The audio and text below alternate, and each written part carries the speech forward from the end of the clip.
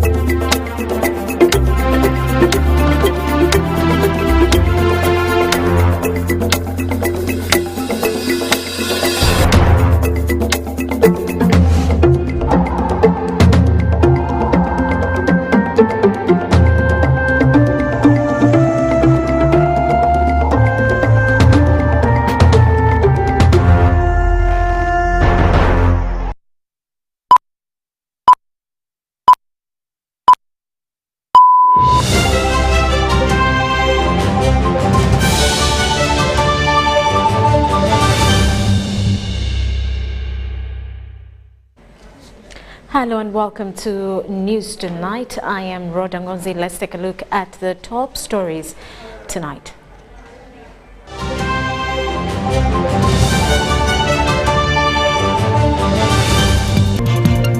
70 commissions tile factory in Jinja.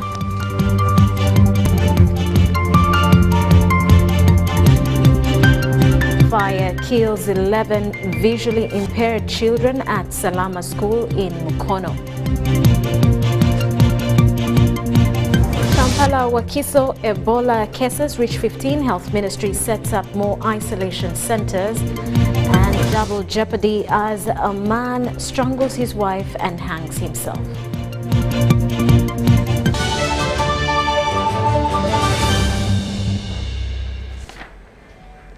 Hello once again, let's dig into it. Uganda could save about $300 million in importation of steel in the products locally manufactured. President Yoweri Museveni encourages manufacturers to take advantage of iron ore availability to manufacture steel for both local and international markets. Now this, he said, during the commissioning of Modern Tiles, a newly established tile-making factory in Buikwet district.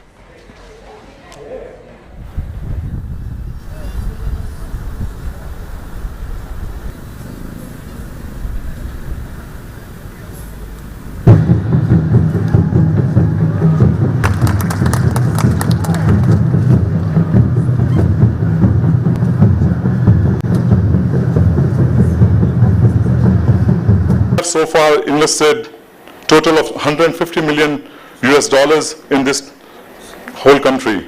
In this tile factory, we have invested $30 million. As a group companies, we have 1,600 employees and created over 2,500 indirect jobs. As we expand, we will create more jobs. And within it, Your Excellency, this group produces 40,000 square meters of tiles per day.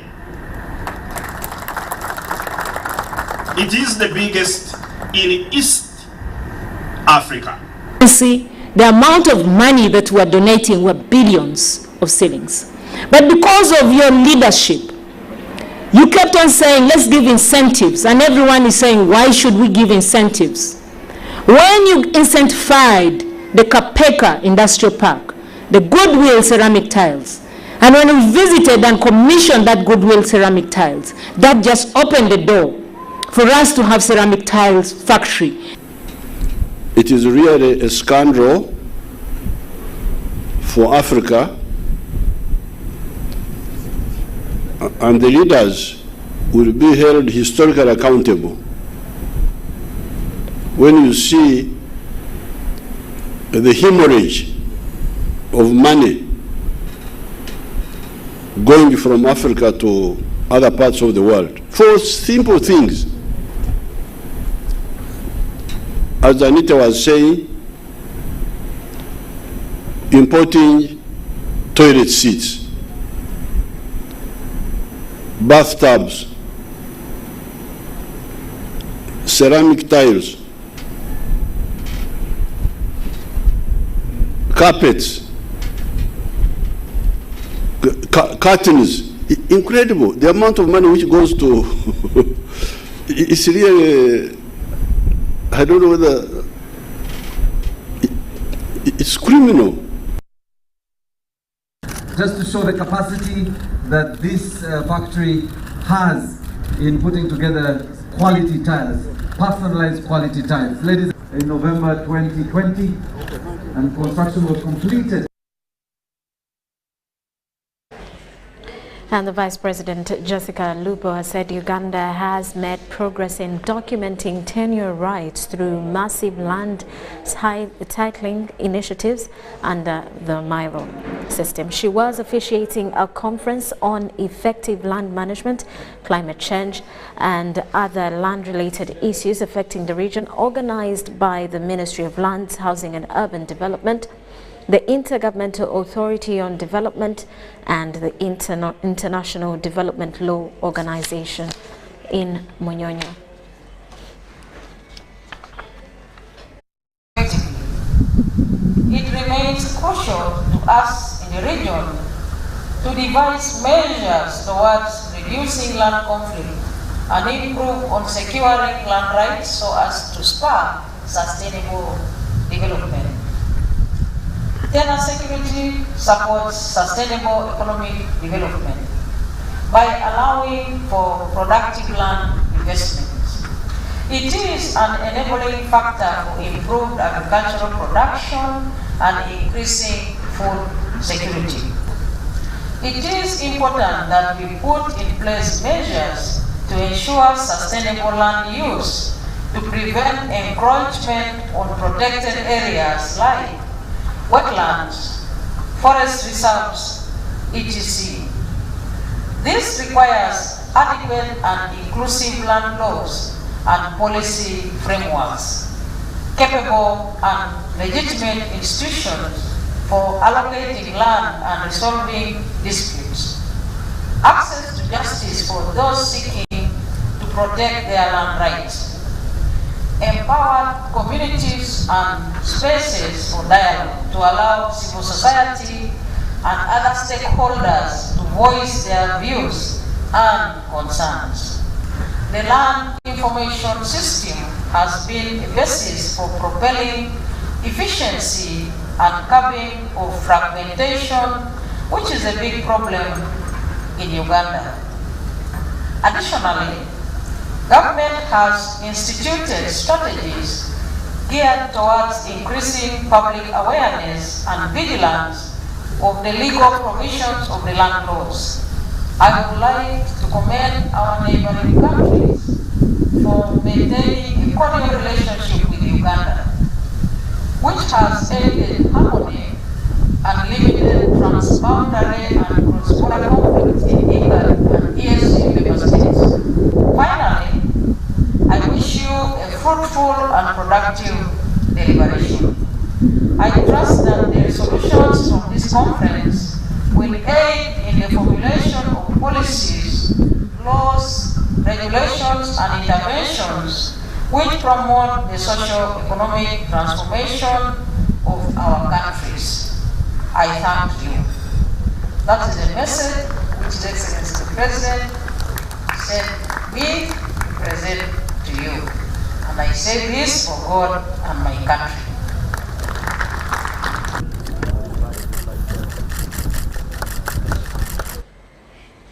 Meanwhile, police has urged relatives of the victims of last night's fire at Salama School of the Blind and Deaf to be patient as it conducts DNA tests in order to ascertain identities of the deceased.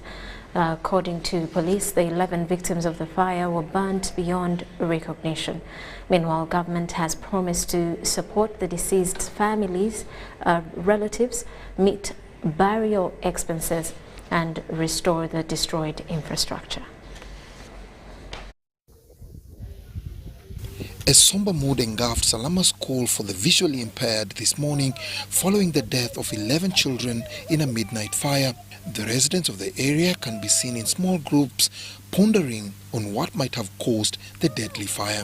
About a dozen police officers from the forensic unit can be seen combing the scene, trying to get clues that will ascertain the cause of the fire. Yeah, the victims were burnt beyond recognition. Others don't have legs, others don't have their hands. So we are going to do a DNA. We shall do a DNA to determine which kid belongs to whom. And that's when we shall hand over the kids, the bodies for burial. But at the moment, we are going to do a DNA on the bodies.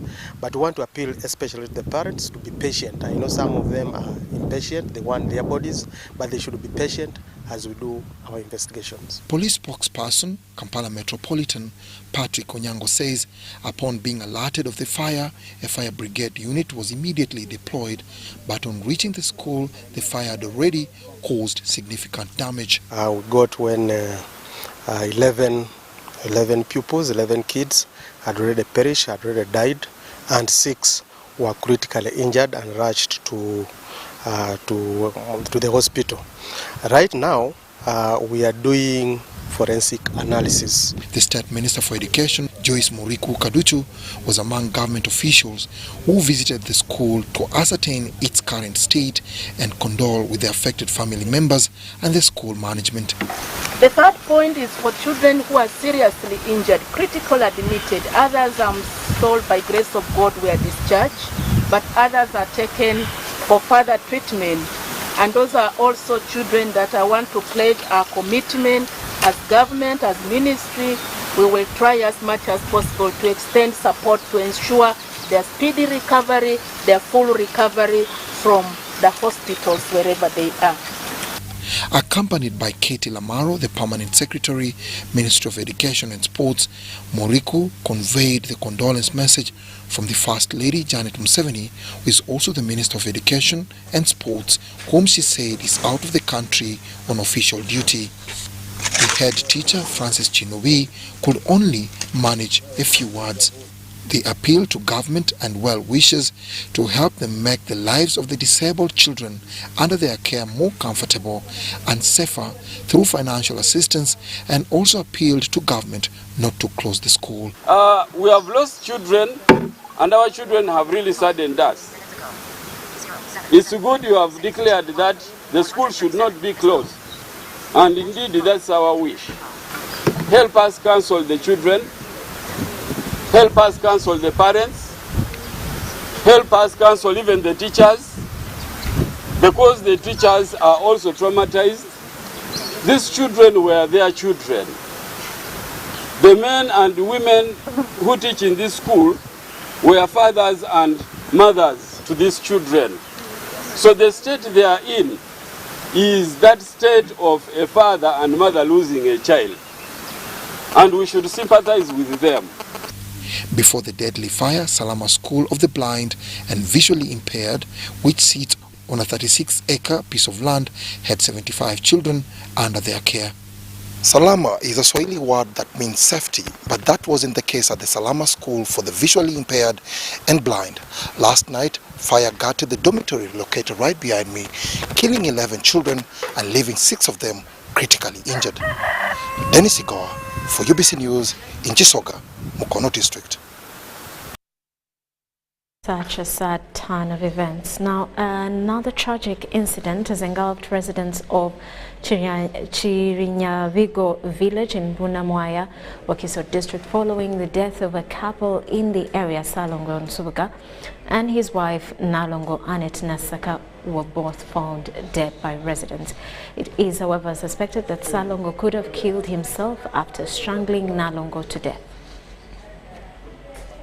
There was overpowering sorrow and shock by residents of Chirinyabigo in Bunamwaya, Wakiso district, following the death of Nalongo Anet Nasaka and her husband Salongo Nsubuga Dennis.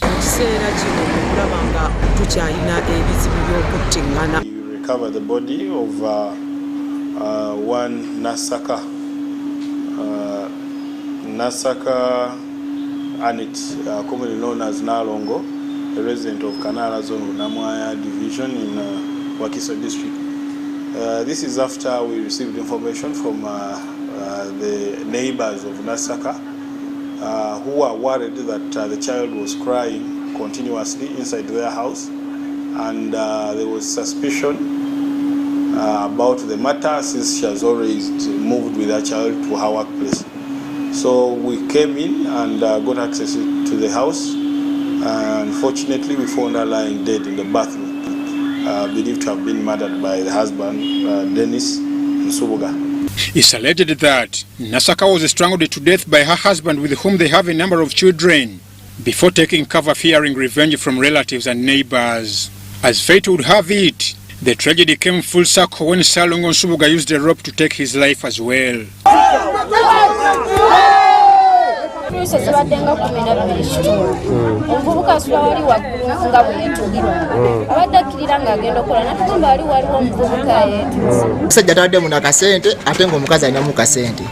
Nsubuga yesterday was on the run, but to our dismay, early today in the morning, as we were still on the hunt for the suspect, we received information of a hanging body in the same areas of Kanara from the chairman, who informed us that Dennis Nsubuga, who was missing, is currently hanging on a tree. Kampala Metropolitan Police Deputy Spokesman Luko Wesigire confirmed the fatal dates, urging Ugandans to desist from acts of impunity no matter the trials they face. If the murder of the wife was as a result of domestic violence, because at many times the LOCs had intervened in their matter, but unfortunately the police had not. So we appeal to members of the public to always seek for professional help through these matters, through the LOCs, through the police, and through other ways that can cause a lasting solution to what might turn dire. Neighbors suspect that the two could have had misunderstandings after Nsubuga's deportation from Dubai, where he had gone after selling off a family shop.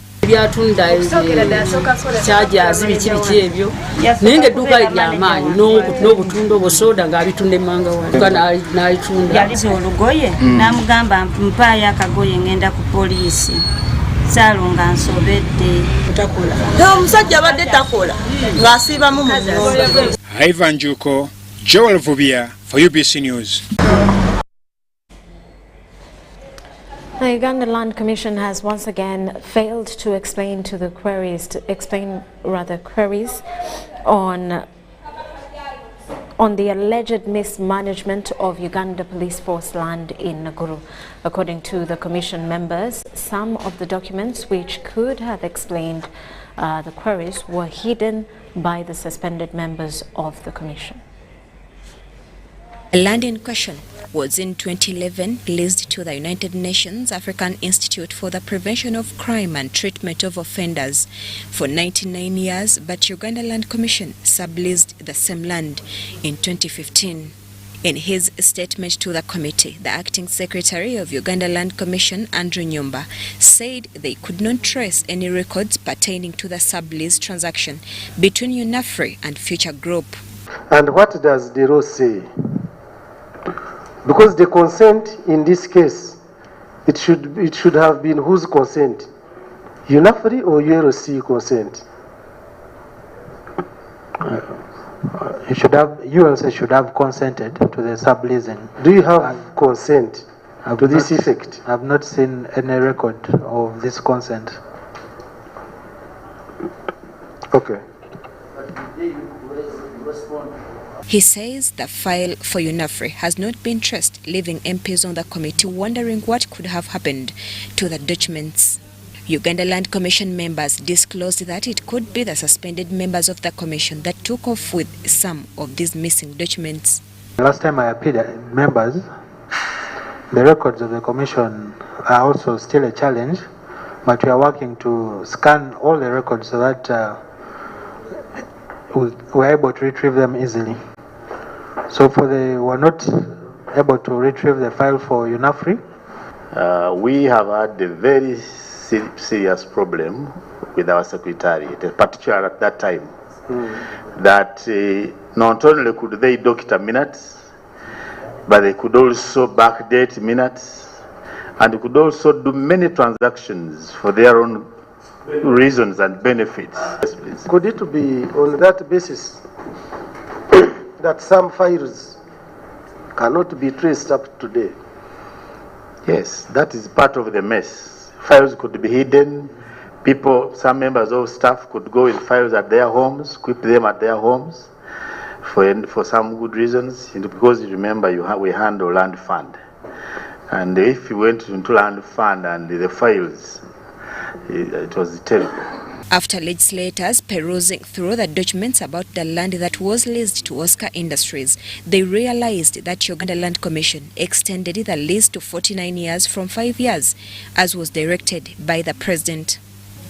When asked why they extended the lease without fulfillment of the conditions, as the President had directed, Uganda Land Commission failed to answer. Under ULC Minutes 13293A221, granted this extension to full term of 49 years owned by Oscar Industries. All the covenants and confirm if the lessee has complied with those covenants. Where there is no compliance, you should not extend the lease. But now, what is your recommendation in that regard? The lease was extended. There was no compliance with the terms. What would be your recommendation? The said land is plots 237 and 441 Ntinda Road. Shamim Naiga and Gloria Gutabenji, Parliament.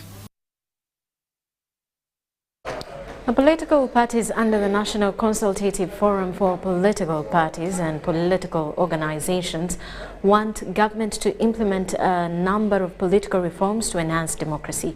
The parties cite, among others, reforms and a reduction, the parties cite, among other reforms, reduction of nomination fees by 50% and funding of political parties with no representation in Parliament, arguing that this would help them grow. According to political parties, the electoral reforms will facilitate democratic growth through equal participation in electoral processes in the country. This is why leaders in these political parties under the National Consultative Forum want reforms to be handled with urgency. The amount of money that is paid for nominations, beginning from the highest office of the President, then moving down to the members of Parliament, LC5 and others, the money is so much. And we are saying that can the new law look at reducing it at least by 50%, so that all eligible people who may not necessarily be rich Ugandans can be able to participate in elections and in the governance of this country. Why don't we support every political party? Why don't we support all incoming and all those with aspirations, so that Ugandans can have a diversity from which to choose? The call for electoral reforms in Uganda has been persistent, though little is yet to be achieved. These political parties say they will not tire until calls bear fruits. We shall talk. Talking we shall do. And I believe that talking is the first step in solving a problem. But if we talk and nothing comes out, then we shall sit back on the drawing board and see what can we do as Ugandans, because we can't continue with our arms folded on our chests, crying over stolen elections, crying over voter bribery, year in and year out. Marian Womcha, UBC News. And a total of 59 mosques out of 89 in Lango sub-region have officially withdrawn from Uganda Muslim Supreme Council UMSC. The breakaway group led by Sheikh Yusuf Balinda and Lango Muslim community cited 5 reasons for leaving the Supreme Council led by Mufti Ramadan Mubajje. This to join the Chibuli faction led by Supreme Mufti Sheikh Shaban Galabuzi. This is Majid Faizan Madina Mosque at Lira Primary School. It is the current headquarters of the breakaway group led by Supreme Qadi Sheikh Yusuf Balinda. He has led the group since 2013 under Lao Muslim community. With a membership of 59 mosques in Lao sub-region, the group pulled away from Uganda Muslim Supreme Council led by Mufti Sheikh Ramadan Mubaje to join the Chibuli faction led by Supreme Mufti Sheikh Shaban Galabuzi.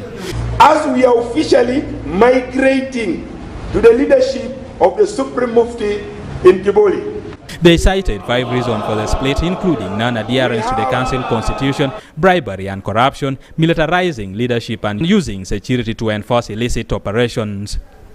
What everybody wishes in this world is wet pasture. If we can go a place where they can live, they're not segregated. Particularly women, we have lagged behind for quite long because of segregation.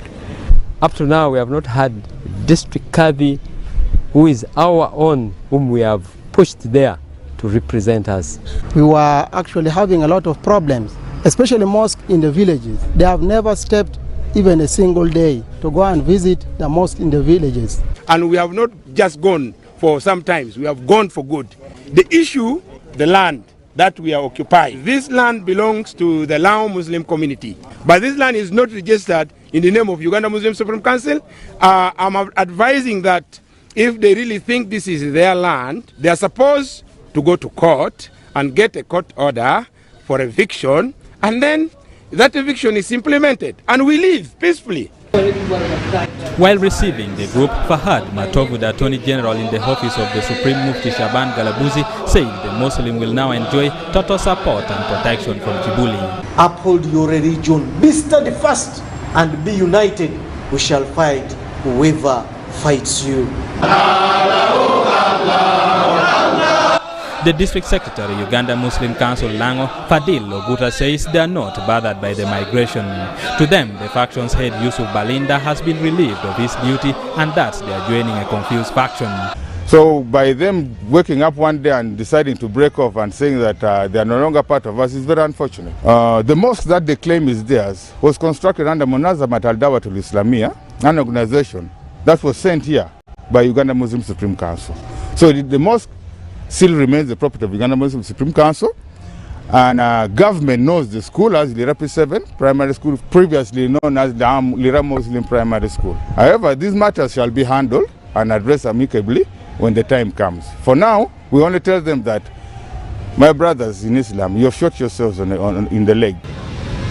On Sunday, security blocked the planned Maulid celebration at Lira P7 Mosque. The Lira RCC, Lawrence Igole, said the move was to foil a planned clash, avoid interrupting candidates, as well as control the spread of Ebola. Now that the security, for us, we feel that the security has sided with those people.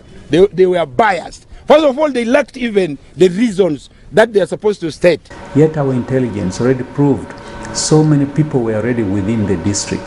So the other faction says, okay, if you want to break away, don't use our ground. Go and break away, we are not stopping you, but don't break away with our facility. Now this is where contention comes. The other side is saying we are going to have our prayer here, but the other side is saying they want to break away with our facility. Eddie Olwa, UBC News. The Member of Parliament, Nyabushozi County, Chiruhura, Wilson Kajwendre, has distributed laboratory equipment, reagents, apparatuses and textbooks to 15 secondary schools to improve the teaching of science in the county. Kajwendre says the donation is aimed at supplementing government efforts of improving science education in secondary schools and motivate scholars to appreciate science subjects. The Member of Parliament in Nyabushozi County, Chiruhura District, Wilson Kajwendre, has handed over science equipment and textbooks to Kashwa Secondary School in Nyabushozi County. The function was graced by the Archdeacon of Kashwa Church of Uganda, Ephraim Kwonjerwa, and the head teachers of Kashwa Secondary and Primary Schools, Tumushabe Charles and Javier Remy, respectively, learners and parents. Appeal to the parents is that they should, I encourage them, they should bring back their sons and daughters so that they can study from the local schools. The MP appealed to school management committees, members of Parents Teachers Association and all school learning institutions to cooperate and allow children from humble families to complete their studies even when they are unable to pay all the fees. Now hopeful that no child from Nyabushozi will be taken to do practicals elsewhere, because the laboratory in every secondary school in Nyabushozi has been equipped with the basic science laboratory reagents, equipment. And similarly, Wilson Kazwenje also delivered a consignment of books and science equipment to Lake Imburo Secondary School, Kanyarieru, also in Chirhura district. Kazwenje explained that with the availability of textbooks that comprise of mathematics, English, chemistry, biology, physics, and agriculture, among others, learning is now simplified. For the last years, we have not had a problem. An old boy of Lake Imburo Secondary School, Kanyarieru, Dr. Jude Orgumaho, encouraged learners to embrace the presidential advice and embrace the learning of science. now that we have this and the facilities are going to improve, we call upon, one, the parents and the students to come back to Lake Imburo Secondary School. The chairperson of Chirhura District Local Government, Mukago Ruteteva, said Lake Imburo Secondary School, Kanyarieru and Karo High School will be facelifted by the government at a cost of 6 billion shillings. Because now Kanyarieru Secondary School and Karo High School is an equivalent of Mbara High School or Tari School.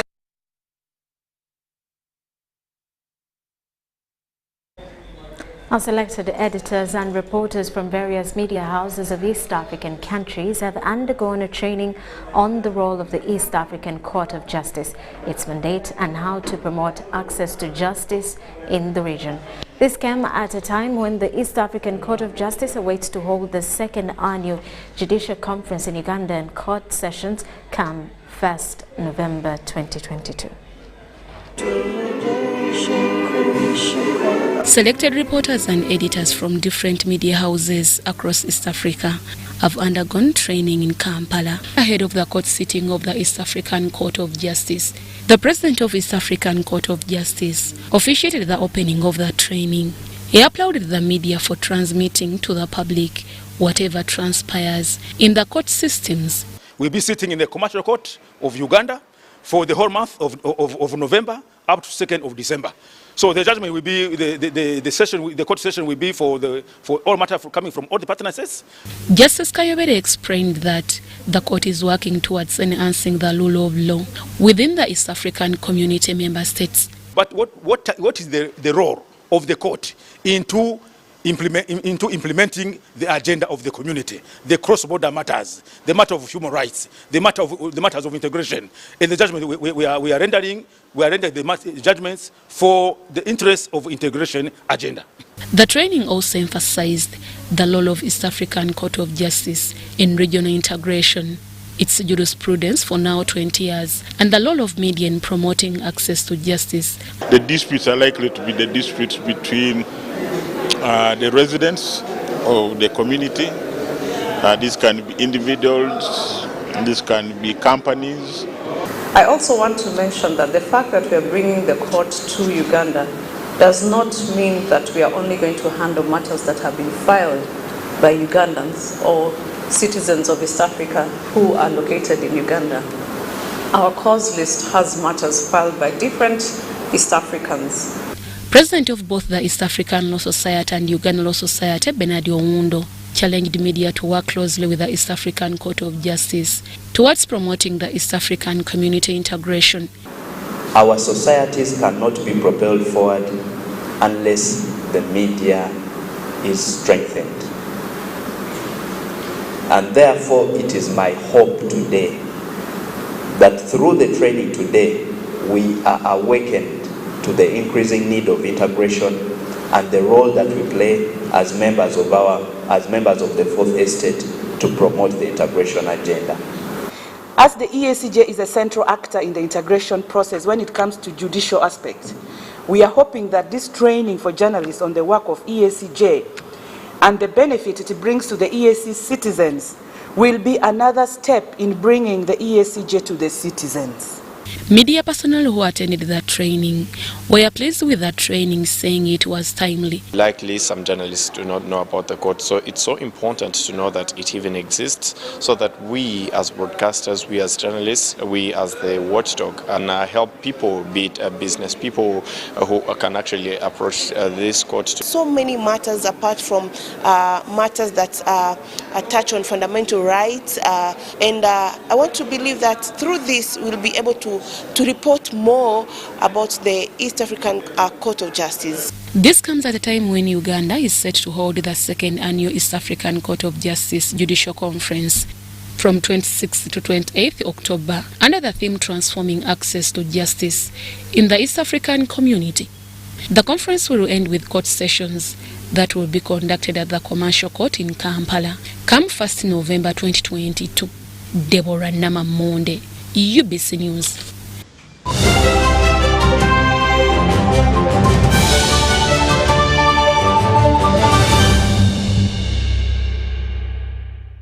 MTN joins the people of Keralur to celebrate the 12th coronation anniversary of the King of Keralur, His Royal Majesty Ubim Philip Raoni III in October. At MTN, we believe that we only succeed if the communities in which we operate succeed. And so, we're happy to join the people and well-wishers of the people of Keralur in promoting social cultural programs of the Ubim. Walego Mugisa ni Ubimu ku Keralur. Do you need data collection services, data analysis and reporting, monitoring and evaluation systems? Then contact Mold Technologies, a professional research firm that has provided many organizations with timely research solutions for over 15 years. For more information, visit www.mt.co.ug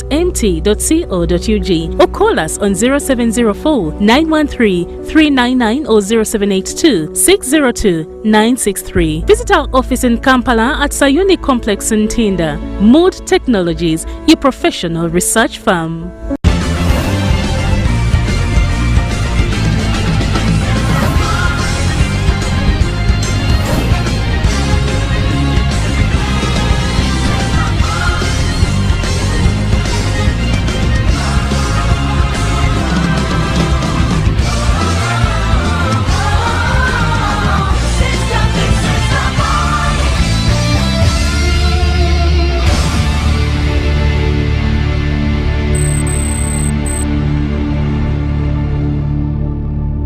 The Electricity Disputes Tribunal is a specialized quasi-judicial body established under Section 93 of the Electricity Act to handle all civil cause disputes relating, but not limited to, regulatory disputes, billing and licensing, tariffs, power generation, transmission and distribution issues, compensation resulting from activities in the electricity sector including civil wrongs and breaches of statutory and contractual duties and consumer-related complaints. The Electricity Disputes Tribunal is a special court and the first instance court that deals with electricity matters in the country. For more information, please contact the Electricity Disputes Tribunal at Amber House, Kampala Road, opposite Post Office, or call us on 041 23 2987.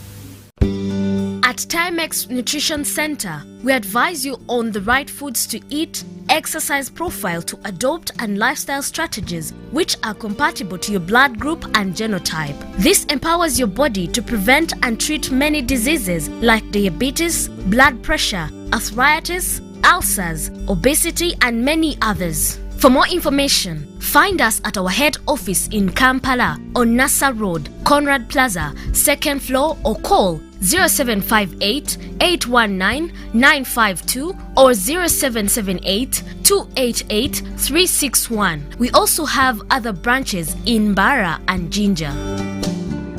Meet Professor Petero. He knows something every hustler in UG is gonna love. Oh, see. You say I was just trying to get the documents to register for Airtel Money. You don't need the documents. You just say for register. What's going on here? He sells things from the shop, and behind my back, he gets the money and gives it to his girlfriends. but just get Airtel Money Pay so that all money comes direct to your business wallet and only you, the owner, have access to it. Just dial star 185 star 10 star 10 hash and now you are on. No waiting. Huh?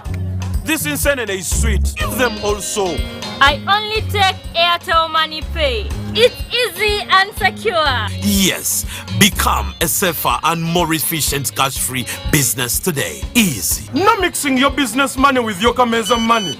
No, that's efficient. Airtel Money. Instant, secure, borderless.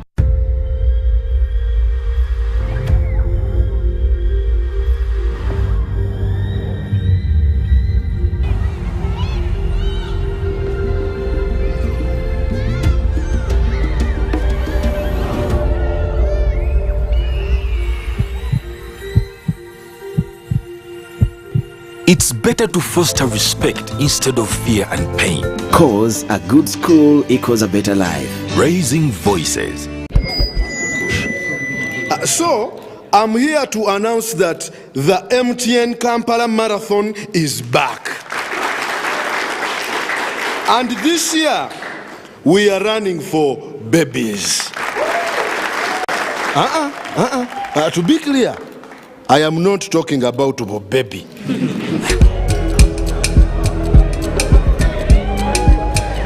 No.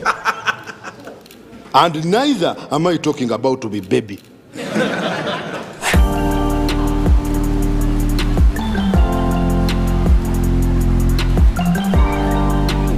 I am talking about these small dollars. Run for babies in the MTN Kampala Marathon on Sunday, 20th November 2022. Dial star 165 star 77 hash or use the Momo app to register.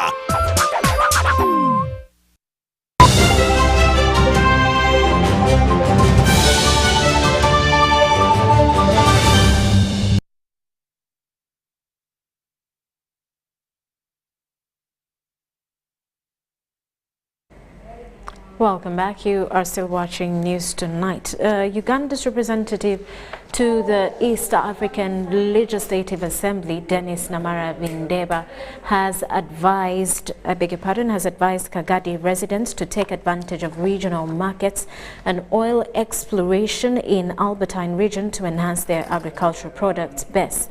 Namara made the remarks while speaking at the fundraiser for the construction of Mpefu Parish Church in Kagadi district.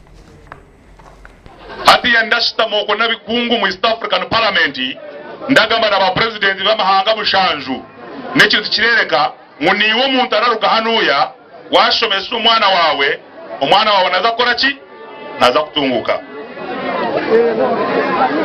abalete ntogwire bucyari kare murenda zimare bitoshi barantu baza kugura ki kubo tazungiye chance kushoma chonka teko buryo olebe ngo umwana wawe wamushomesa hakwa nyunda sima muzeyi wanyu mana nyakashomera Kagadi Moziremu P1 first term, Kagadi primary school second term P1 Biza uri mutebezi n'enjeni yoha yomtebezi enjeni yomtebezi atobokokere mwahuri nenko kujya kuba ya reverend nembuzi ya reverend nembo ya reverend abana ba reverend muka reverend atoli muka reverend so buri kintu cha reverend tunuko atandika kutekaniza haloni humura obuli bohikira akasuni ekanisa situsasuza amajoga turaramu busa kandi ni misiri abandi bagambe kanisa ina sentence title baitu mbagambire zo mugisa haleluya sentence title baitu zaki so utandike kutekaniza obuli bohu. Make sure you wash your hands and also avoid contacts with sick persons and also seek medical advice in case you are not feeling well. Do not seek treatment from herbalists, but only trust in our hospital. We have very good hospitals which can be able to treat everyone. I thank everyone, my OBs and OGs. Another Uganda National Drug Authority has held a discussion with top Toro Kingdom officials Aimed at promoting safe drug use in the kingdom, the National Drug Authority is involving cultural leaders in sensitizing the public about safe drug use. Omuhikirwa wa Toro Kingdom, Stephen Kiyinji Amoti, led the delegation. Uganda National Drug Authority is mandated to ensure safe use of human and animal drugs. It is for this reason that the authority is promoting safe drug use, elimination of self-medication, and fighting illegal drug outlets. The authority's board chairperson, Dr. Medard Bitekerezo, says they are in talks with cultural leaders in sensitizing the public about the wise use of drugs and medicines. He was hosting Toro Kingdom top officials with whom they discussed on how to work together in the campaign against drug abuse. ND has had ongoing discussions with traditional leaders, mainly Buganda, Busoga, Bunyoro. We are happy now, we are having it on board, or we are going to have them. And we are seeking collaborative efforts in promoting herbal medicine in ethical standards of practitioners and mitigating hawking of drugs and all other associated health risks. Toro Kingdom Omuhikirwa Stephen Amoti Kiyinji, his deputy William Kemala and Health Minister Dr. Tito Beyeza pledged to work with NDA to fulfill its mandate. I am very happy that we are going to start this journey. And I want to believe that we shall be having an active engagement so that we actively engage with you. Toro is a blessed land. I can guarantee you have traveled the length and breadth of this country. Emphasis will be put on quack traditional herbal medicine practitioners who con members of the public, illegal drug outlets, drug hawking, drug and substance abuse, among others. These are toxic substances. Even when they are still having the potency and they are well located, so long as they have been banned. The discussions will later culminate into the signing of a memorandum of understanding at the Kingdom's Palace later in the year. Edward Kolinjuko for UBC, Kampala. Over 800 million shillings is estimated to have been spent in the West Nile sub-region through services like hotels, transport and food, among others, following the recent visit of General Muhoozi Kainerugaba and his team to the area. This is expected to uplift the area's economic performance, including the assurance of talent and infrastructure development from government. Sports is among the top sectors that promote unity of purpose among the publics. In his address to hundreds of West Nilers at Arua Golf Course grounds recently, the presidential advisor on special operations, General Muhoozi Kainerugaba, commended the area for their unity. As I said, when I handed over my last office of Commander Land Forces, I intend to focus on the youth and youth activities like this, like sports. He promised the government's commitment to champion sports not only for development but for peace. We pledge to work with government to ensure that the interests of the youth are taken care of. However, there are those who feel a lot needs to be done if his dream is to turn into a reality. We are just praying that if MK could go through as our next president, we wanted him to motivate ladies, especially from West Nile, in terms of football. Because I believe there are people down there who can run better than Dorcas and Jukuru, but they are not identified.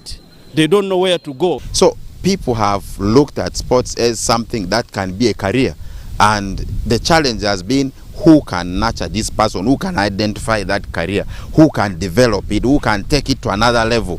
General Muhoozi's coming has answered that. A section of regional politicians had earlier expressed optimism to General Muhoozi's visit to the area. However, others said this was a total blessing.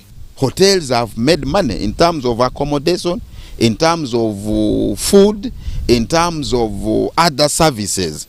Hotels have made money. Transport sector, people, those who deal in taxis, those who deal in border, those who deal in bus services.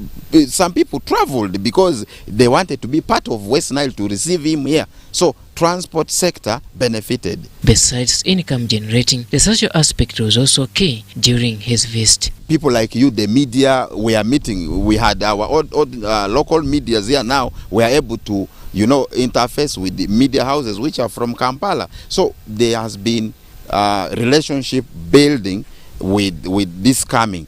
The region now wants this to be supplemented by these pledges, which according to them have been a long overdue. The farmers here are now in dire need of that money.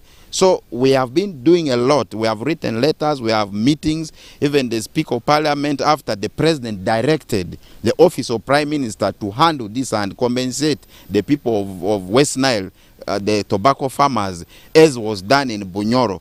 I think there has been a delay by the Office of the Prime Minister, and the Speaker reminded the Prime Minister in a letter that I was copied. According to the area member of Parliament, Arua Central Jackson Atima, once these are sorted out, the ruling party might probably use this as a political walking stick come 2026. Should the Konyi war victims of West Nile be compensated? Should the ex-combatants of West Nile be paid? We have ever supported this government 100%. But we are saying, yes, we have given this support. Our population, our people of this region need this ABCD fixed. As the ruling party, as NRM, we are going to sweep the votes, the support in 2026. Robert Onyango, UBC News.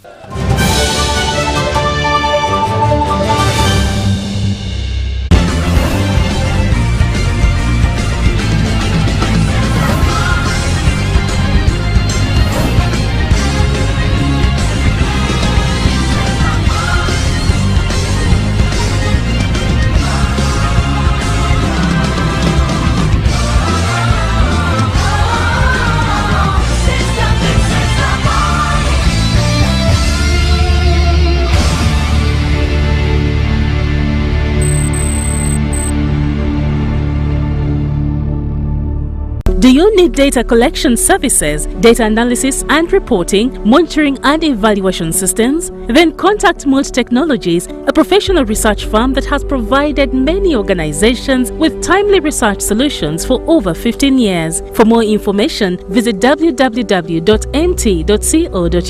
or call us on 0704 913 399 or 0782 602 963. Visit our office in Kampala at Sayuni Complex in Tinda. Mood Technologies, your professional research firm.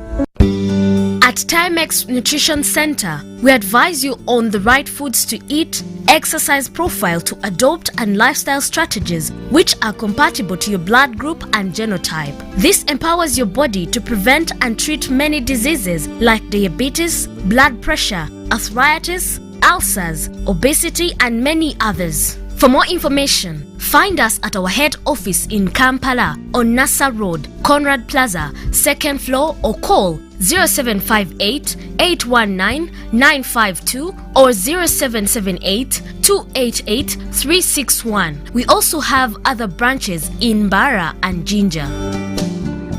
MTN joins the people of Keralur to celebrate the 12th coronation anniversary of the King of Keralur, His Royal Majesty Ubim Philip Raoni III in October. At MTN, we believe that we only succeed if the communities in which we operate succeed. And so, we're happy to join the people and well-wishers of the people of Keralur in promoting social cultural programs of the Ubim. Walego Mugisa ni Ubimu ku Keralur.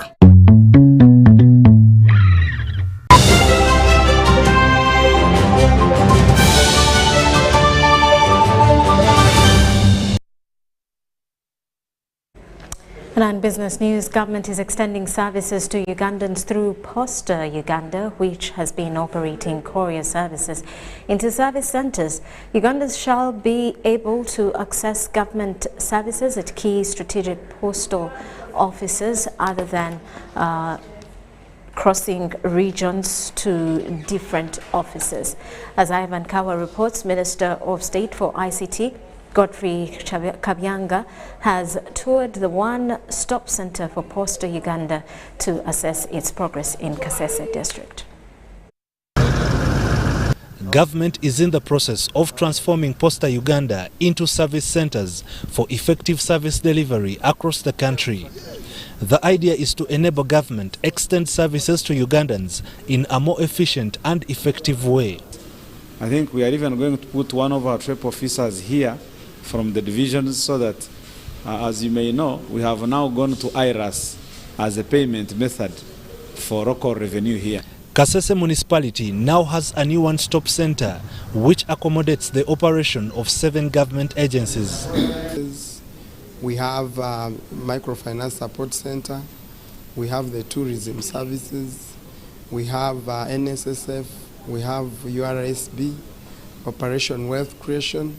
So most of those services were not here at the municipal council, and our clients used to travel distances to seek for these services. Minister of State for ICT Godfrey Kabyanga paid a courtesy visit to the center and reiterated government commitment to address bureaucracy.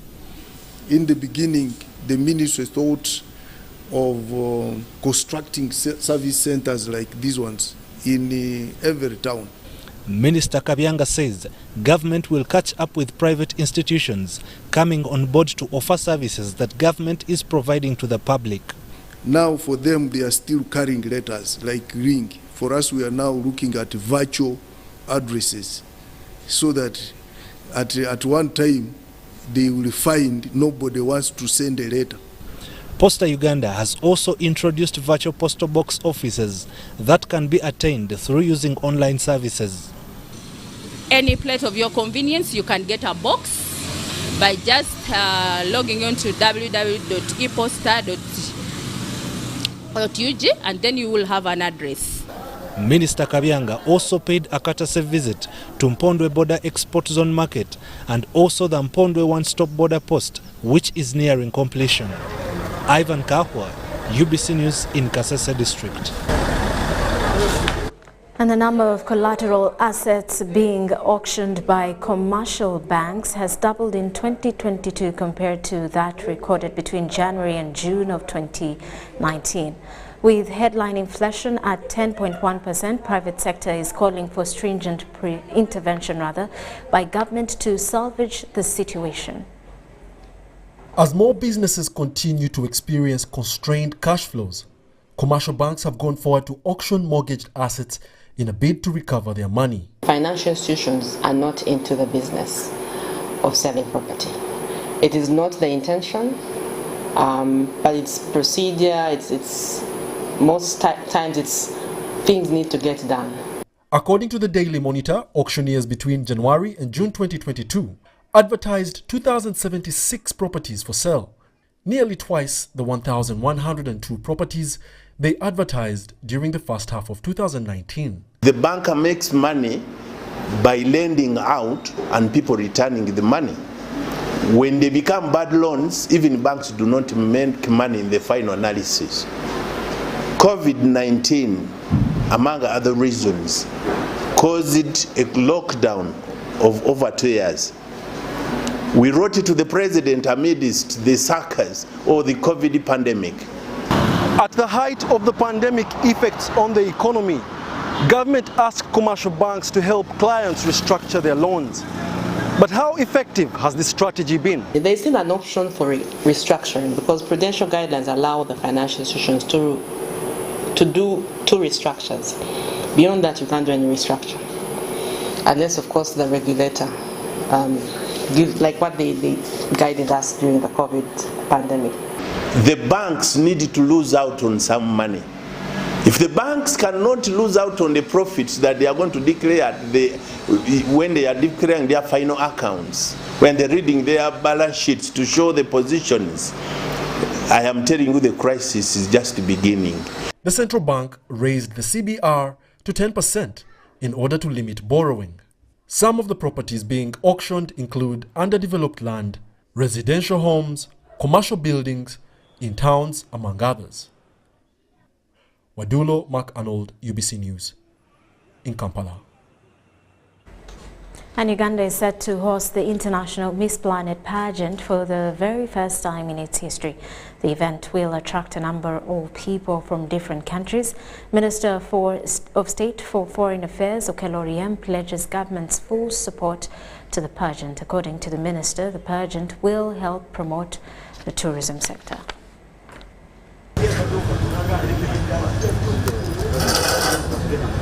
There will be over 80 beautiful pageant participants, beautiful girls from around the world who will come in Uganda. Show you that this is not something that was plucked out of the sky. Miss Planet has been around for many years. It has been held in other continents around the world and in Asia for many years. That is why, as Minister of Foreign Affairs, I'm extremely excited, really excited, that of all the countries in Africa, they have chosen to come to Uganda. One of the most important is not just showcasing girls and their beauty and in swim costumes, but these girls have come here to help us, particularly they want to assist us in promoting climate awareness, climate change awareness, and more importantly also to create awareness on what we call the Millennium Development Goals, the UN Millennium Development Goals, or what we call it, this called what? Sustainable SDGs. You know, different parts of the country when Ebola is still here.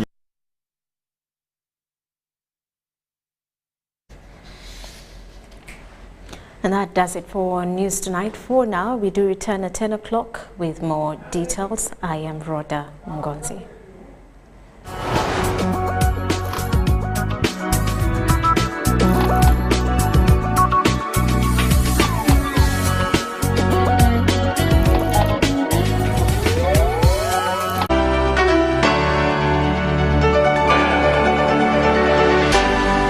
UBC, inspiring Uganda.